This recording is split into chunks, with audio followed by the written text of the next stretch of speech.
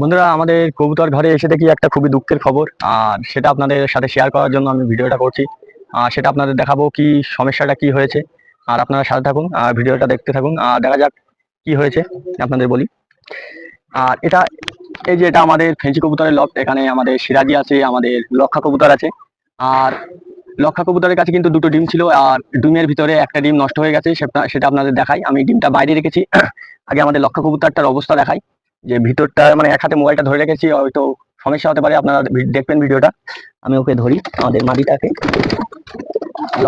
দেখুন সবাই কিন্তু উড়ি করছে, আর সবাই ছুটে পালাচ্ছে। আর আপনাদের দেখাই, এটা আমাদের যে লক্ষার যে মাটিটা আছে সেটা। আয় আয় আয় আয় আয় আয় রানী আয়। বন্ধুরা, রানীকে আগে ধরে নিই। বন্ধুরা দেখুন, এর পেটের তলাটা কিন্তু অনেকটাই ভিজে ভিজে ভাব হয়ে গেছে। আর আমাদের রানীর হয়তো পায়ের ফেদারটা কিন্তু অনেকই বড়, আর পেটের তলাটা অনেক দেখতে পাচ্ছেন আপনারা যে ভিজে ভিজে ভাব হয়ে গেছে। সেটা কিসের কারণে হয়েছে সেটা আপনাদের বলি। এখানে এই ডিমটা ফাটল ধরেনি, আর এটা চেক করতে হবে যে ডিমটা ভালো আছে কিনা। আর এখানে দুটো ডিম ছিল, একটা ডিম কিন্তু এরা ফাটিয়ে ফেলেছে। জানি না কিভাবে ফাটিয়েছে, সেটাও আপনাদের দেখাবো যে কোন ডিমটা ফাটিয়েছে, সেটা কি অবস্থায় আছে। আমি এদেরকে ছেড়ে দিই এদের হালে, আর সেই ডিমটা আপনাদের দেখাই।